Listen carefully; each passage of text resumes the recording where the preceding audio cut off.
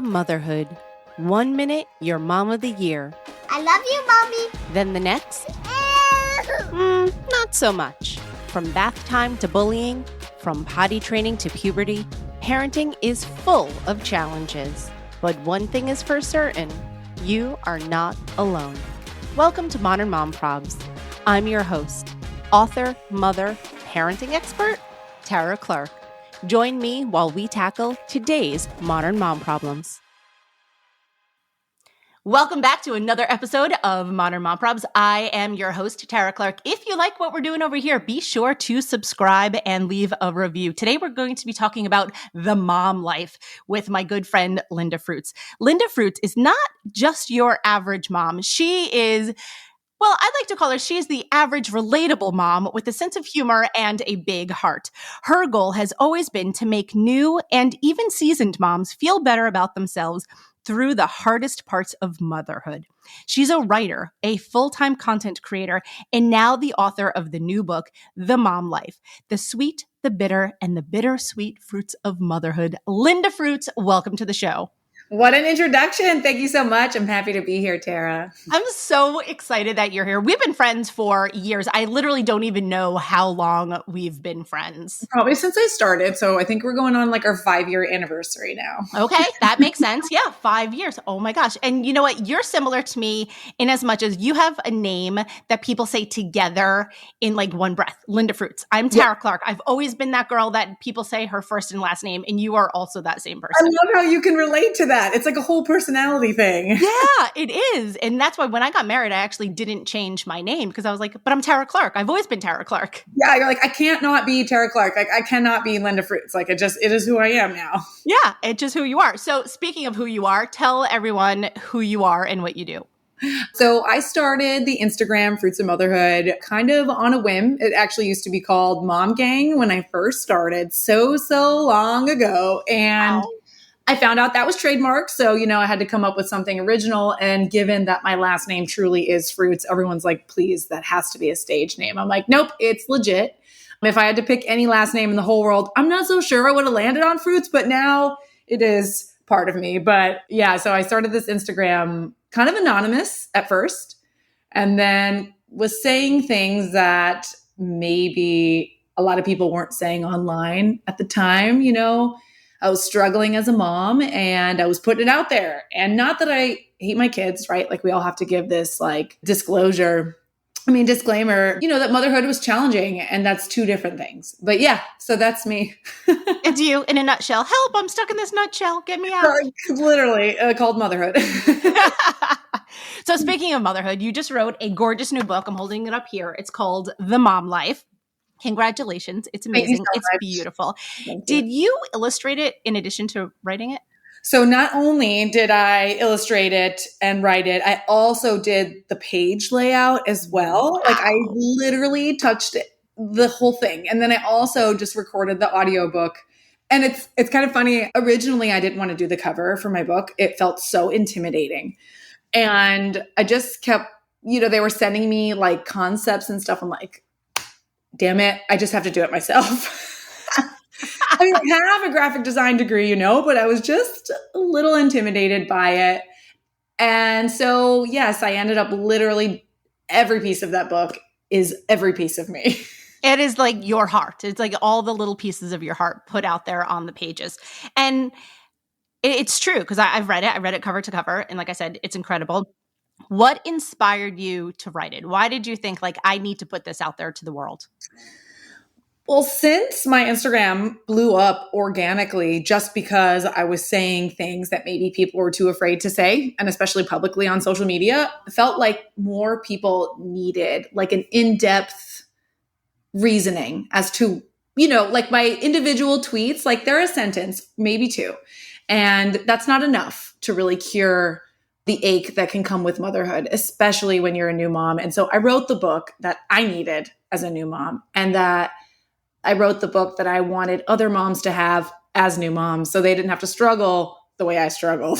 Yeah, that's it. I say that so often about Modern Mom Probs too. It's like I was putting the content out there that I needed to see and have the conversations that I wasn't able to have when my son was born 10 years ago, or when I had pregnancy loss, 12, 13 years ago. So like, you're putting it out there because you know that you're not alone. So you're not the only one that would want to hear those stories. And it's true. Look at that. I mean, here you are now, 5 years later, hundreds of thousands of followers, follow you and hang on every word, hang on every video that you do. And I'm so grateful that you do, because I adore you. And that's why we're here chatting today. And that's why we've been friends for like 5 years. Absolutely. Yeah. We are definitely two peas in a pod. That's for sure. Yeah, for sure.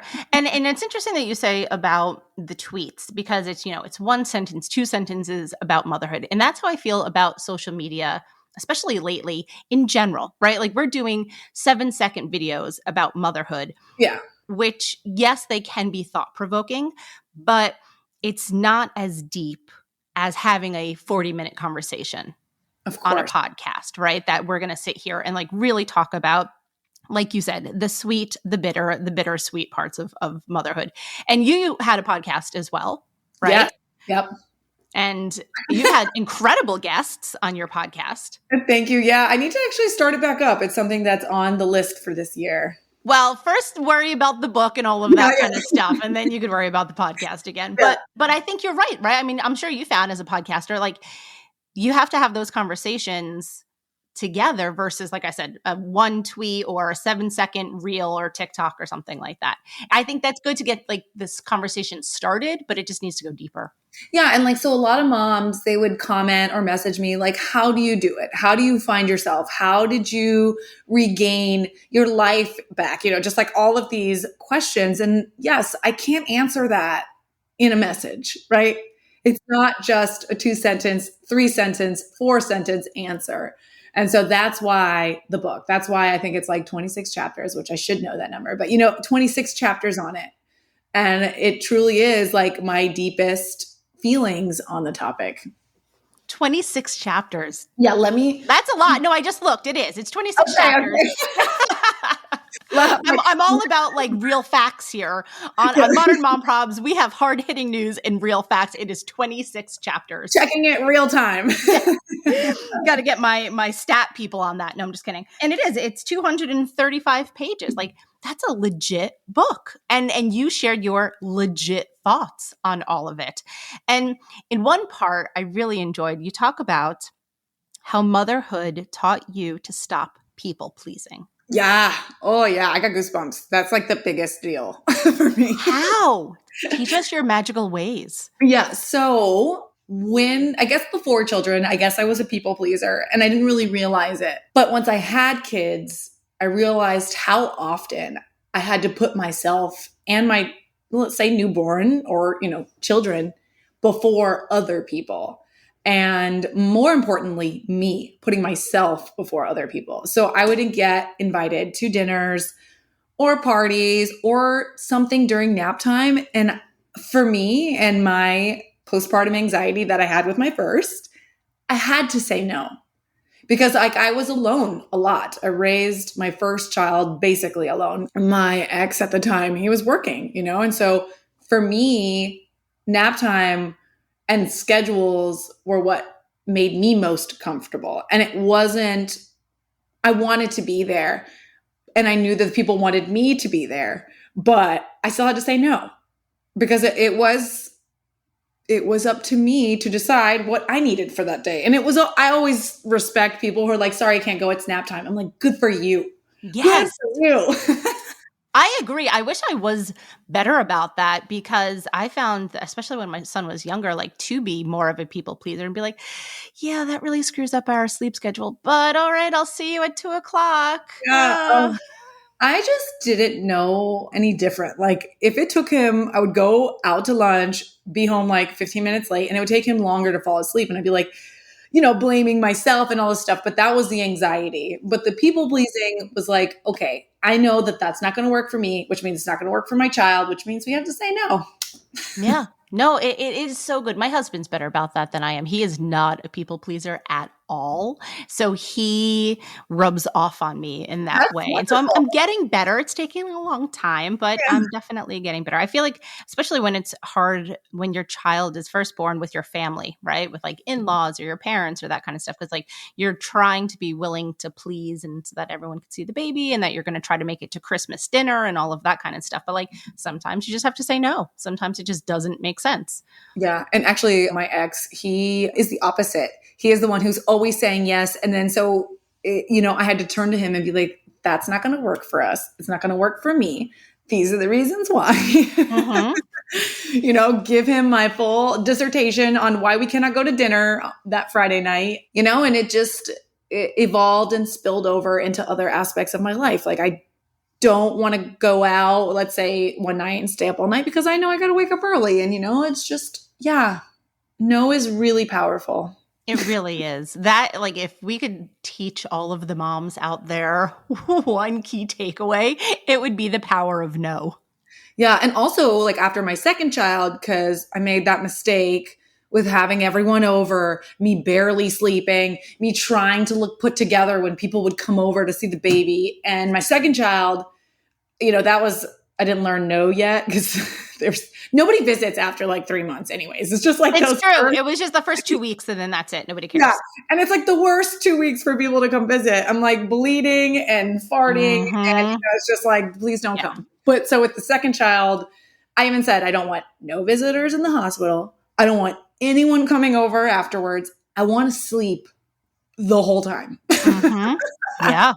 Yeah. Preach. I am so with you on that. We had visitors the very first day that my son was born and then not again. And then I was the C-section or he was a C-section and then he was in the NICU for a little while. So we were in the hospital from a Tuesday to a Friday. And that also included Thanksgiving Day. That Thursday was Thanksgiving Day. And that we only had visitors that first day and then that was it. And so it was quiet. It was nice. It's very interesting. Like, I get that everyone wants to see the baby, but it's like such a fragile time as a new mom. Yes. It's not very helpful. Let's just No. put it like that.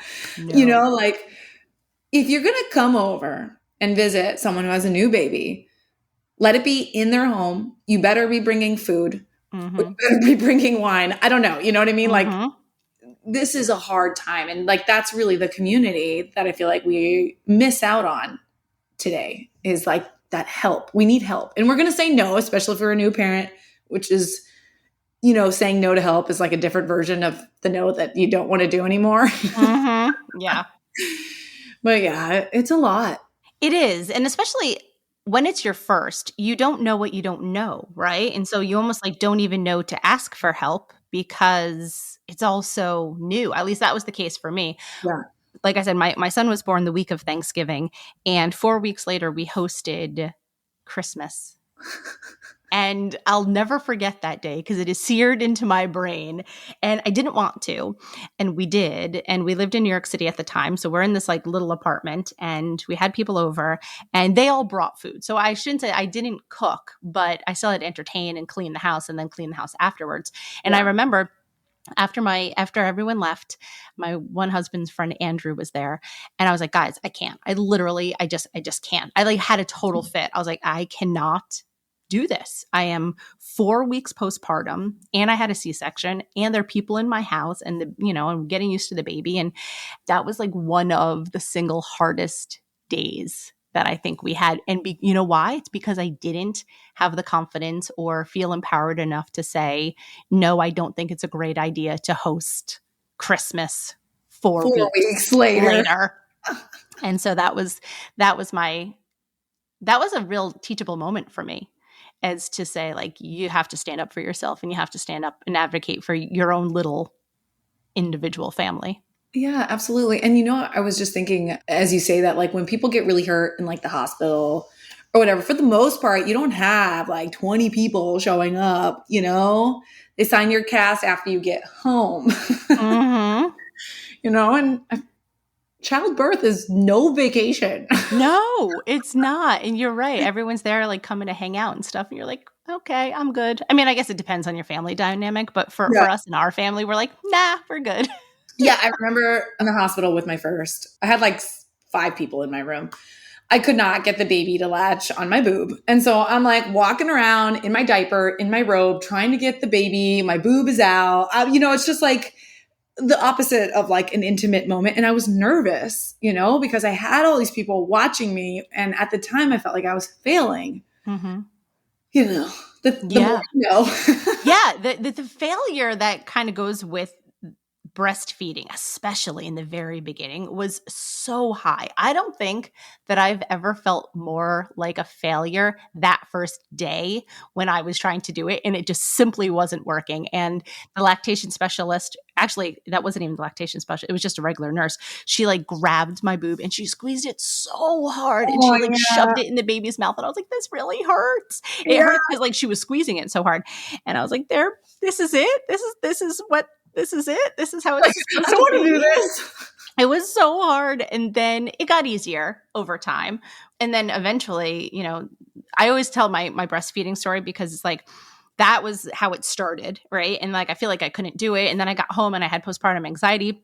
And so I was pumping to be able to see how much milk was coming out so that I could like feed my son the bottle. So I knew that he was getting 4 or 5 ounces, whatever it was. Cause like you couldn't see it when you nurse. You're like, I don't know, maybe he's starving to death. I'm not really sure. I know, I felt the same way. Right? And so I was like, I pumped so I could see it.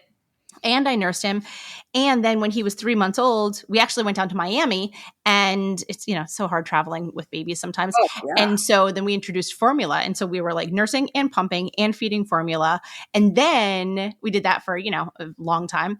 And then ultimately he ended up being an extended breastfeeder and then nursed until he was 2.5 years old. Wow. It was crazy. So we did everything. I literally say I did it all. I wasn't like just committed to one thing. And he tried it all, that's for sure. And now he refuses to eat any kind of food. So what does it matter? No, I'm just kidding. Right? I'm just kidding. He's a big chicken nuggets, French fries kind of guy. My son too.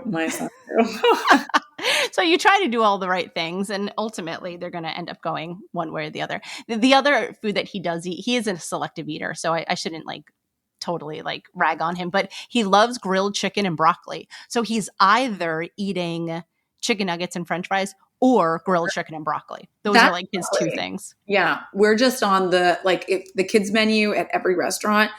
That's what my kid eats. It's like the cheeseburger, the chicken nuggets, the mac and cheese, the corn dog, the pizza. Yeah, that's it. That's it for a while. When my son was very little, probably like your younger son's age, he was on what we called a 2-pack a day habit. And he was eating a pack of blueberries a day. He was consuming such an astronomical amount of blueberries that like one time his poop was like blue because like all he was eating was blueberries. So he was on a pack a day habit, but we broke him of that. And now, ironically, he won't even touch a blueberry. So that's just how that goes. Yeah. So when you had kids, I'm going to talk about you as a person now. Did you feel that you really came into your own as a mother? I don't want to say the first time, but the second time, yeah. The first time, no. Yeah. You had to have the little guy and then you were like, okay, now. Yeah, I think because I had postpartum anxiety, I was still like working through that. And I decided that I wanted to have a second child, which looking back, I have no idea why. But, I had baby fever and then we had my second baby and it was like, oh, this is what motherhood is supposed to feel like. Like everyone talks about it feeling so natural, like riding a bike, like it's supposed to be the most natural thing you can ever do as a woman. And my first experience was the polar opposite. It was jarring, kind of traumatizing. I loved my son, but my role is what I was struggling with the most and how to care for him and make sure I was doing the best. And then my second child, he shows up like literally smiling as I'm pushing him out. And I was like, this is motherhood. This is love. I didn't have postpartum anxiety, thank goodness. And I could appreciate him. Because I wanted him to grow up. I was so nervous about him choking and dying and SIDS and, like all the things. All the things. Also not eating enough, like all these pressures I was putting on my first. And then my second, I was like, you're going to be just fine. I'm going to be fine. We got this. Like and you can see, I don't know if it has anything to do with it, but the difference in my two kids. They were raised by totally different mothers. Yeah. Interesting. I could see how that would be the case. I mean, obviously all children and all people have different temperaments, right? Yeah. They're born with different temperaments. But I could see that is that, the anxiety in one level may have been raised, whereas the other one was a little bit more relaxed and intentional. Well, and also with my first, with the anxiety, like we were doing all the things, right? Going to the restaurants, going to the dinners. This is before I learned to say no a little bit later. But with my second, it was COVID and we didn't have to leave the house. And in some weird way, that pressure to constantly be on or performing or taking him was gone. And it was in a weird way, like very liberating for me as a mom. Like we're just going to be here in the house doing the things. I'm going to have all the stuff I need. I don't need to pack and stress. Like cars were really hard with me and my first. Like he cried the whole time. Of course, that made me a nervous wreck. Yeah, of course. How could it not, right? Yeah. And so with my second, it was just so calm. Like everything felt calmer. And it's a reflection, right? Him and I both felt calm. That's a really good point. It's really insightful because I think that's true. I mean, even now, right? They're toddlers now, more or less. Yeah. And so do you find that that's the case even now? That like if you're toned down, they're toned down? Absolutely. And because, my second, in some weird way, I feel like he really completed us as like a little family. We need him because when days are hard, we need him to be the class clown. He really balances us. And so for that, like as a family, we really, we have our ups and downs just as all families do, but it feels like it's balanced.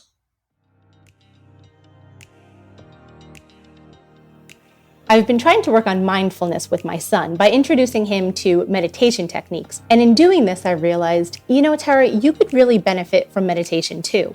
What else is a better way to start good habits than by modeling them, right? So I started listening to the Women's Meditation Network.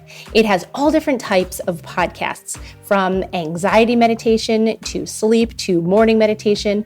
Personally, I really enjoyed the daily affirmations because they're just about 10 minutes long, which is just right for me and my schedule. Whether you're an experienced meditator or you're just getting started, check out Women's Meditation Network wherever you listen to podcasts. No, that totally makes sense. Yeah. In your work, you talk a lot about like losing your identity as a mom. And I want to dive into that because that's a whole like sequel to your book. I feel like it is hopefully coming soon. Exactly. So like, let's talk about that. Let's talk about Linda Fruits losing herself in motherhood. So along with not realizing how to say no in the beginning, right? And then actually gaining the power of no came along with really not wanting to do things I didn't want to do. Like that power of saying no, I was aware of like, this is a hard no. That's a hard no. And one of those hard no's was like sleeping with my husband at the time. That's okay. You could say it. Yeah. But it's like, it sucks, the story of like how it happened, but obviously we're on amazing terms. So he's fine with me saying that kind of stuff. You guys have worked it out now. So you're allowed to say this. Yeah. So it's like, I realized the power of no was also, no, I didn't want to sleep with my husband any longer. Like I kept trying and trying. We would have date night and I would blame it on breastfeeding because when you're breastfeeding, apparently like, you don't want to have sex. And then also afterwards, I just felt touched out. And so I did all the things, all the checklists, like put the kids in daycare, started taking time for myself. Like I did all the things that was supposed to make me feel better. I started working out. I started put them in daycare, just like all the things. And it still was a hard no. And I just all of a sudden had time to myself as well for the first time ever during COVID, working from home. My kids were in daycare. It was like me and myself and I learning about who I am again. Up until this point, as a young woman, I feel like we're pushed through school. We have to decide what we want to do with our lives. And we are people pleasing. At least I sure was. I felt like I was on a conveyor belt, just like pumping it out. Need to find a husband, need to get married, buy a house, do the things. And for the first time, none of that was clouding my mind. And I had a lot of time to be on TikTok. And so all of a sudden, I started finding myself watching what they call lesbian talk. And it's just kind of funny how TikTok knew I was a lesbian way before I did. And as you know, with TikTok, what you watch, they continue to show you. And so I kept sending videos to like my best friends and I'd be like, she's hot, right? Like, it's not just me. And they'd be like, yeah, she's hot. And I'm like, okay, cool. Continue on with my life. And then that would happen more often and more often. And I think it was my best friend. She's like, are you going to come out of the closet or what? I'm like, what? Did she ask you that really? Yeah. She was teasing me, obviously. Yeah.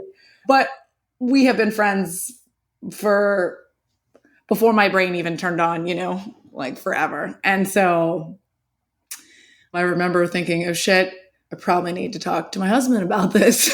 Yeah. How did that conversation go? Well, at the time I thought that I was just bisexual and that's what I wanted to tell him.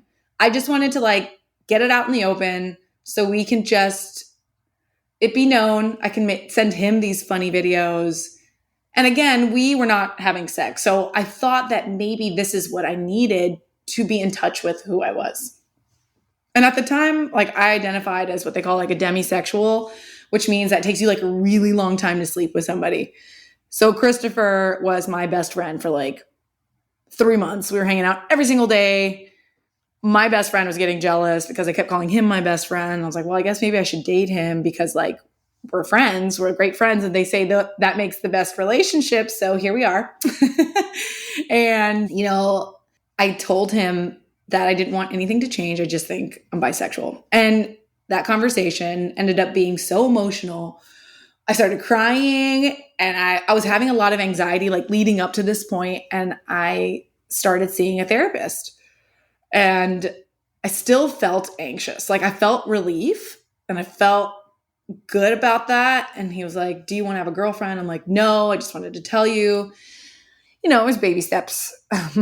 And then I realized that still, like, I did not want him to touch me, kiss me, hug me, and I felt bad for him. I was like, I want him to get the affection that he needs, deserves, wants. And I realized that it wasn't going to be me. And at the same time, I realized that I am more attracted to women than I thought I was. And I told him that I'm lesbian. It makes all the sense. And for him too, he's like, well, it all makes sense now. Like all the problems, all the things. And I'm like, oh, that took me a little while.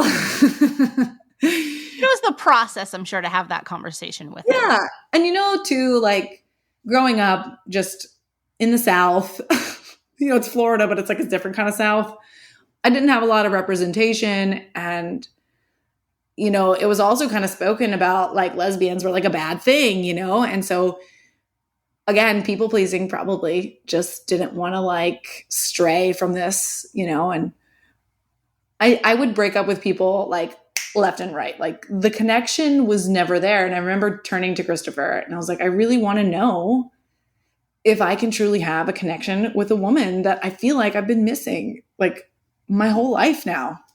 He like helped me download the apps, and he's like, should you put a picture of me in there? Cause we weren't like separated yet, and the more he was trying to be a part of it, the more I didn't want him to be. I'm like, no, you need to find someone. I need to find someone, but we don't hate each other. So I was like, let's still live together in this house and raise our children. He has his own room. We have our own room. And it's really been working out this way. That's amazing. It's amazing. So you have what you call, and it's true. It's not even what you call it. You have a very modern family. Christopher lives with you. Maddie lives with you. Maddie's expecting. So like, let's talk about that. My other question too is Chris seeing anyone right now? Yeah. So he has a girlfriend. Oh, good. She's not as interested in being in the limelight like we are. And I get it, right? Like if you would have thrown me into it without building up to where we are. Also, I get it. So she's a little more private, and that's totally fine. But they've been together for like 6 months or something like that. She also has a child, so she doesn't live with us. We don't have like the space for another, as of now. But yeah, totally dating. And so when I met Maddie, she told me that she wanted to be a mom. And I was like, okay, that's great. I have 2 kids. You take one, I take one. So done. Perfect deal. Yeah. But no, she like really wants to be a mom. And so like after our second date, I felt chemistry that I had never felt before. And I didn't meet Maddie right after Christopher and I separated romantically. I waited like 4 months to even go on a date because I really wanted to be selfish for like the first time in my life ever. So then I meet Maddie and fall head over heels in love with her. Literally like instantly. We kissed and I felt fireworks. And I really thought that movies, like romantic comedies, were stupid because nobody feels that when they kiss someone. Until now. Yeah. And I'm like, oh, right. So it's like funny when people like don't understand people being gay. Like, yeah, if you don't understand it, then you don't have to be gay. That's totally fine. But like, as someone who tried to be straight for so long. For a long time. Yeah, that doesn't work. So she wants to be a mom.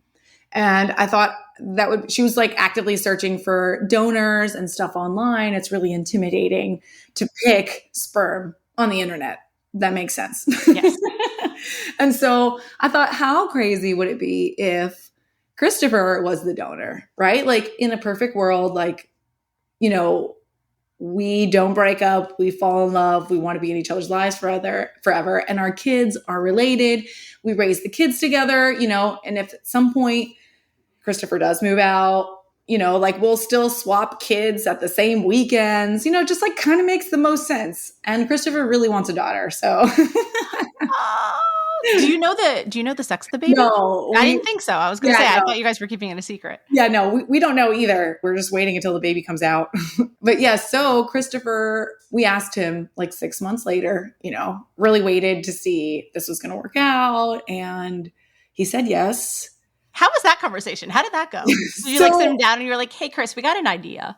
So actually, I decided that it would probably be best if I asked him by myself because he's really comfortable with me. And I didn't want him to feel pressured by her since he doesn't know her, the same like people pleasing thing that we've, been talking about. And he could tell me no. And I actually said that there's something I want to talk to you about. The look on his face, like he turned white. He's like, he thought I was going to ask him to move out. And I was like, no. I'm like, it's actually the opposite. I'm like, do you want to be the father of my girlfriend's baby? From high to low. So I think that really helped, like the trajectory of his decision, right? Yeah, like, totally. Oh, okay. Yeah. Like, I can do that. I told him actually don't answer now. Let's talk about it in 2 weeks, just like take your time. And so finally we're like, hey, did you come to a conclusion? It's been like weeks, and he's like, yeah, I'll do it. I'm like, oh, okay. Oh, I love that. Yeah. And so we did it. We wanted to try the like at-home method, which means that there's a kit called Moisey Baby, which means that it comes with like a syringe and you just put the specimen inside. And it worked. Yeah, it did work. It only took us 4 tries. That's Maddie amazing. Actually has PCOS, so tracking her periods is actually complicated. But I told her, I was like, it took me 3 tries and I don't have PCOS. So I was like, we nailed it. That's actually really impressive. Yeah, I know. And that month, I remember she was telling me she was getting really, like sad. Like she really wants a baby. Like I get it. I've been there. And I said, well, it's not over yet until you get your period. Like we, it ain't over till the fat lady sings. Yeah. And so I looked at her one day and she just came home from working like a 12-hour shift at the hospital. And I'm like, you are glowing. And at the time, she definitely thought I was like just schmoozing her or whatever. But she was like legit glowing. Like, that she looked different. And so we discussed like not finding out the gender at this point before she found out she was pregnant. And I swear it was like the next day she took a test and it was positive, but it had been negative every day up until that point. Yeah, yeah. And we joke about it now because like, I don't know if you're pregnant, then you can make that decision, because you're just like so excited and you want to know. But because she didn't know yet, she agreed to it. I'm like, you still want to do it? And she's like, yeah.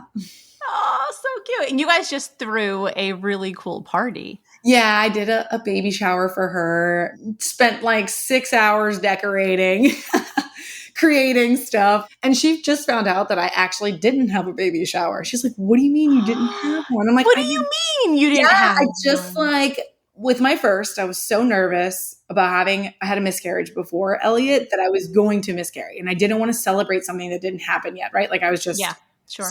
I was a hot mess. And so by the second child, I had everything. I'm like, it's fine. I have all the stuff. It's another boy. So we literally need nothing.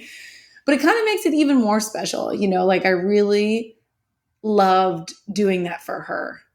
I love that you did. I loved the decorations. When I watched you, because you recently did a TikTok about them. Yeah. And when you did the decorations, I was like, oh my God, that must have taken her forever. That was literally what I thought. And actually, I thought to myself, that's true love. To take the time to put together the decorations the way that you did. I don't know if I would really do that for just about anybody.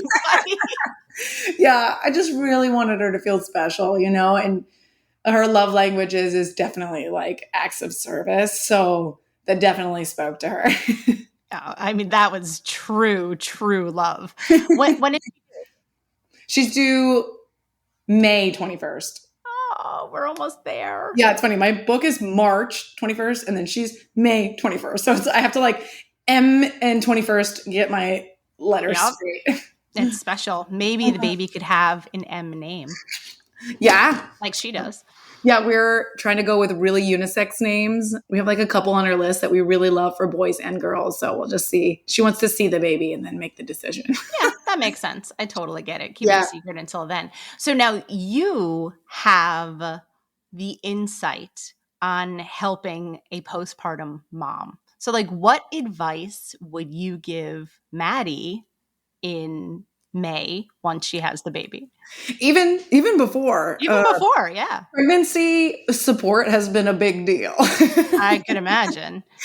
Because we're both very present and we've been talking about like parenting styles, because I never had that conversation before I had kids, but me and her have really talked about, I think, everything under the moon before the baby has even gotten here. And as one should, right? I feel like that alone, getting her expectations aligned with reality and giving her the words to help her identify her own feelings that she's going through and what it might look like afterwards. Just the whole thing. Like I've been through it and I'm supportive and present. And, it's just like, it's crazy to have someone, a birthing partner who has been through it before, recently. And physically, not even just like, you know, like in a heteronormative like relationship where it's like, oh, a guy's been married and he has kids already. It's like, no, like you've actually given birth. Yeah, 2 times. And so I joke about making a book, like how to be a dad. How to be a dad. It's true. I think that's the sequel to the mom life. The main thing that we keep going back to, especially when her own anxieties get larger than life, is I just keep telling her that we take it one day at a time and we're going to be flexible with ourselves and our expectations, right? Because that is what I struggled with the most, was understanding that my expectations of what this was going to look like made me enjoy it a lot less. And so, she gets really worked up sometimes about like making sure they eat all the things and when are they going to go to college? And I'm like, Maddie, we have a 3 and a 5-year-old today and we're going to have a newborn and we're going to take them each day that they're here, each day. Like every day is different. They change constantly. We evolve with them and we're going to be flexible. I think that's probably one of the biggest, most important words as parents to have in our vocabulary, right? Is flexibility. It's the no, going back to the beginning of the episode, right? It's the no and it's the flexibility. I think those are two of our key takeaways. Just like so funny because I thought that like being a yes mom was a good thing and being strict and telling, like doing all these things that we don't really do anymore with our kids. Like, the yelling and punishing and, like all the stuff that we all obviously slip up and do it from time to time, but just in general, right? Like, she wanted to be like a super strict parent. I'm like, okay, let me introduce you to something else. Send her a few TikToks and articles and she's on board. Yeah. Here, meet some of our other conscious parenting friends. Right? Yeah. Who may be able to help you. And it's funny because we, again, had these parenting conversations. Like we got into even like nice heated debates about them before the baby even gets here. Right. And she's like, this could be all null and void by the time the baby gets here. I'm like, yeah, I know. But doing the legwork now ensures that we don't have to have these heated conversations later while we're sleep deprived and hurting and upset and, like all the things that we feel. And so really, I've spilled obviously my guts on every possible topic to her at this point. What is happening is that she's reading books and seeing TikToks and following podcasts that align with everything I've said to her. And I'm like, that really makes my job easy. Yes, it's true. I mean, nowadays it's so different from how it was years ago. And when my son was born 10 years ago, it was like we didn't have nearly a fraction of all the information out that we do today. And so I'm so glad that she is reading up on it so that she can make the decisions for herself and feel confident in her decisions as she's managing those expectations. Right. Yeah. So we're like doing all this, the hard mental work before the baby even gets here. Yeah. I love it. She still thinks the baby is going to sleep through the night on the first night, and we're working on that one. Yeah, keep working on that one, Linda. Yeah. Keep working on that one, Maddie. Linda Fruits, tell everyone where we can find you and your beautiful book, The Mom Life. You can find me on every single social media platform under Fruits of Motherhood or just my regular old name, Linda Fruits. And my book is available on Amazon, Barnes & Noble, or anywhere that you already purchase your favorite books. I love it. I can't wait to listen to the audiobook. Honestly, I genuinely loved recording that. Like that was so much fun. So much fun. And I definitely tell it like with a lot of enthusiasm. Good. Oh, I can't wait to listen. Because like I said, I've already read it, but it's totally different when you get the opportunity to listen to a book by the author. Yeah, it's a lot of fun. You're the best, Linda. Thanks for coming on today. Thank you, Tara. You're the best.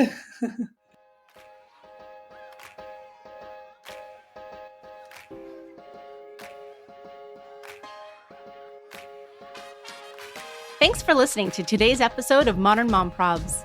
I hope you enjoyed our deep dive in today's problem with me, your host, Tara Clark. Join me next time when I'll be interviewing another great guest and tackling another modern mom problem. If you enjoyed today's episode, please leave us a review and a rating. As always, you could head over to Modern Mom Probs on Instagram and give me a follow, or check out my book, Modern Mom Probs, A Survival Guide for 21st Century Mothers, available online wherever books are sold. Well, that's it for today. See you next time, folks.